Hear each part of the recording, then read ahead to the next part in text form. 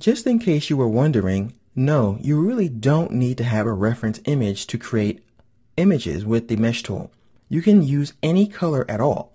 So you can grab your selection tool here and you can just change the colors and then add them to your object at leisure. So I can grab the swatches, for example. I can go ahead and click on this point here, click here, and so on. The image gives you a more realistic look because you're actually mimicking a real object instead of trying to fake it. So when you're trying to do something that's going to look realistic for a poster or for a client, you need a reference image to really nail it and take a lot of the guesswork out of it.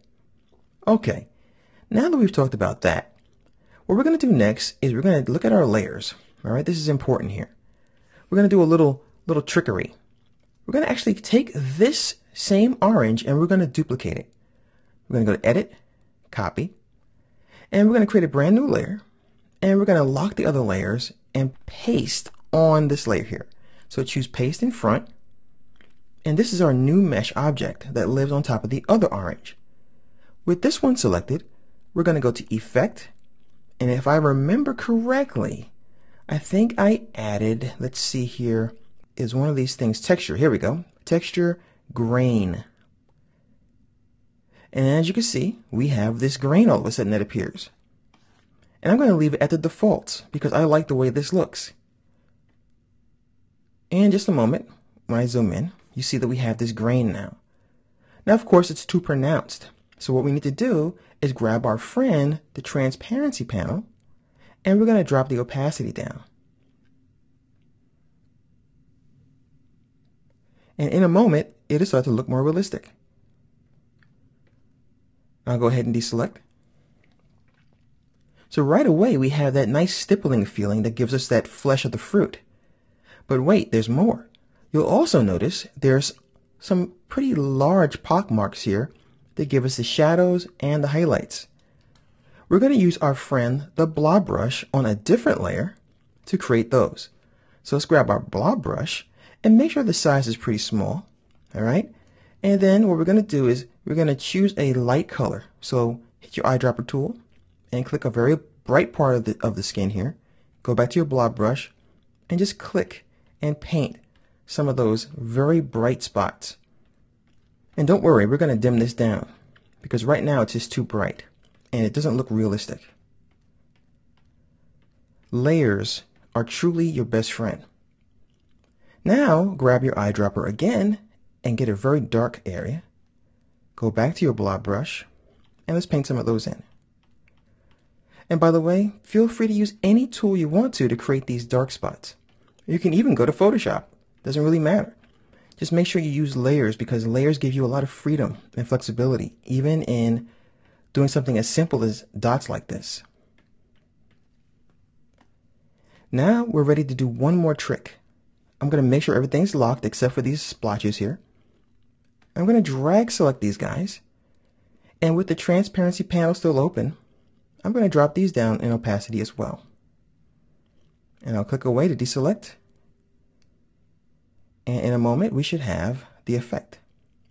And it looks much more realistic. If it's still too dark, you can go back and try it again. Just reduce it until it looks good.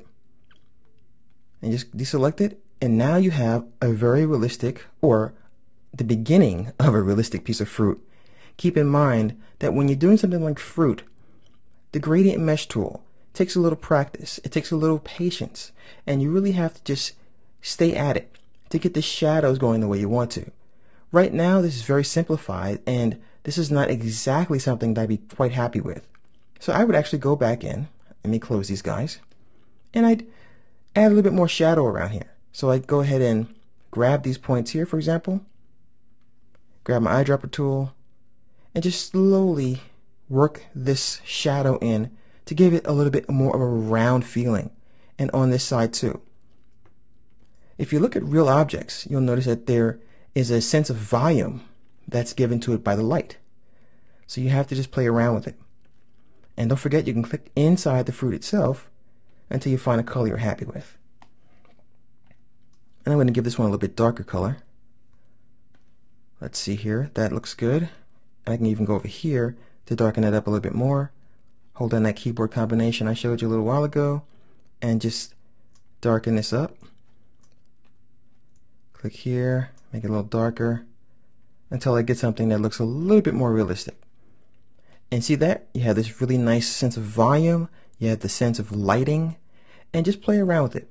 And if you really want to be adventurous and really practice this, I like to double dog dare you to go ahead and do a pear. As you can see, there's a lot more detail that you have to worry about. These brown little scars here, this light area here, the lighting itself, and the roundness and that little crease that pears seem to have. And you'd have to figure out what tool you need to use to do this kind of thing. Don't forget, in this version of Illustrator, you have a bristle brush, and that might be the area that you can use this tool on. So just experiment. Try some of the other fruit, try a banana, and try real people. Try a face or a hand or an animal. It's a really great tool, and you'll be able to get some really great results from using it.